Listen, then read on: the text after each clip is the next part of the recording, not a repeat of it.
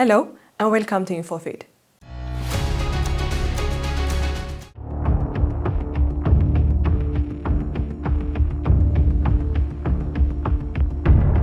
We are ready to ensure safe passage through the Strait of Hormuz diplomatically.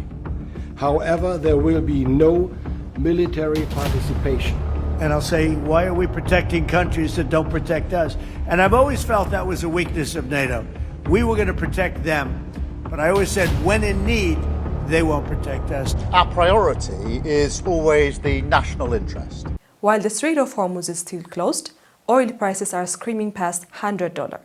And Donald Trump is demanding that Europe do the heavy lifting to clean up a mess he helped create. But for once, Brussels is finding a spine. And no, heard around the world, this is not our war. Those were the words of German Defense Minister Boris Pistorius, and they echo across the continent today. European leaders have officially rebuffed President Trump's demands to send a naval coalition of the willing into the Strait of Hormuz. While Trump uses Truth Social to threaten the future of NATO, the EU, led by Germany, France, and Italy, is standing its ground. They aren't just saying no to a mission. They are saying no to being the auxiliary force for a conflict they weren't consulted on. The war started as a preemptive strike by the Trump administration and Israel, aimed at regime change and neutralizing Iran's decimated manufacturing capabilities. However, the move has backfired into the largest oil supply disruption in history. Europe, which remained largely silent during the initial strikes, is now drawing a line. They view this as a war of choice, started by Washington, one they have no appetite to finish. Why is Europe refusing? It's simple: strategic autonomy. Number one, lack of plan. Democratic Senator Chris Murphy put it bluntly. The administration had no plan for what happens after the bombing starts. Europe refuses to send sailors into a 21-mile-wide choke point without an exit strategy. Second is the NATO threat. Trump is tying the security of the Strait of NATO by threatening a very bad future for the alliance if they do not help. He has actually pushed the European Union to double down on its own independent mission, Operation Aspides. Third, democracy versus destruction. While Trump talks about bombing them more, Chancellor Friedrich Merz is clear: bombing Iran into submission is not the right approach. The ongoing struggle is now a battle of strategic philosophies.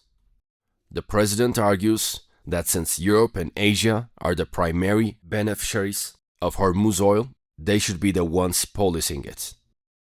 He has specifically called out the UK's Keir Starmer, saying he was not happy with London's hesitation to put aircraft carriers into harm's way. German Chancellor Friedrich Merz and Foreign Minister Johann Vadeful have been the most vocal, stating simply, "This is not our war." EU Foreign Policy Chief Kaja Kallas confirmed there is no appetite to change the mandate of Operation Aspides from a defensive Red Sea mission to an offensive one in Hormuz.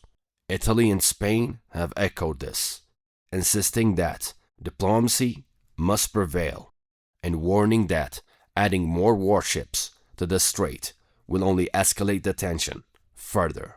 Now, the closing of the strait does not just affect tankers, it affects every household.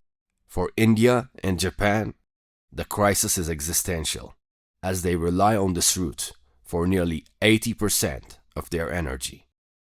In Europe, the refusal to join the war has sparked a domestic political firestorm. Nationalist parties are calling for cooperation to lower gas prices, while centrists argue that joining the war would lead to a catastrophic regional spillover.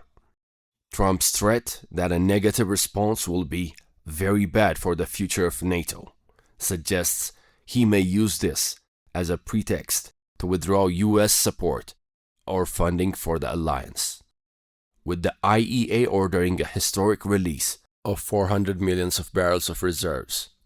The band-aid is only temporary. If the strait remains closed, we are looking at $200 per barrel oil by the summer. In a strange twist, the Trump administration has already moved to temporarily lift sanctions on Russian oil to stabilize markets. A move European leaders have called wrong and a betrayal of Ukraine. Let us look at the hypocrisy. For years, the US has preached about freedom of navigation. But the moment a conflict breaks out, the America First doctrine pivots to allies first when it comes to the risk. Trump argues that since Europe and Asia are the primary beneficiaries of Middle Eastern oil, they should be the ones to bleed for it. It is a transactional view of global security that is finally hitting a wall in Brussels. As of today, the America First doctrine has finally made the Europe alone reality. By demanding that Brussels speak up the top for a war of choice, the Trump administration has inadvertently forced Europe to find its own voice. But the tragedy is the math. While Washington and Berlin trade barbs, the global economy is bleeding. $200 oil isn't a theory. It's a looming reality of every household, from Mumbai to Madrid. The world's most powerful alliance is arguing over the bill, while the restaurant is on fire. Europe has finally refused to be the auxiliary force. But as the IES reserves dwindle, we must ask, if no one is willing to lead, who is left to put out the flames? This is a fundamental moral and economic reckoning that the West, in its current state of fractured defiance, can no longer afford to ignore. Facts inform, but stories transform.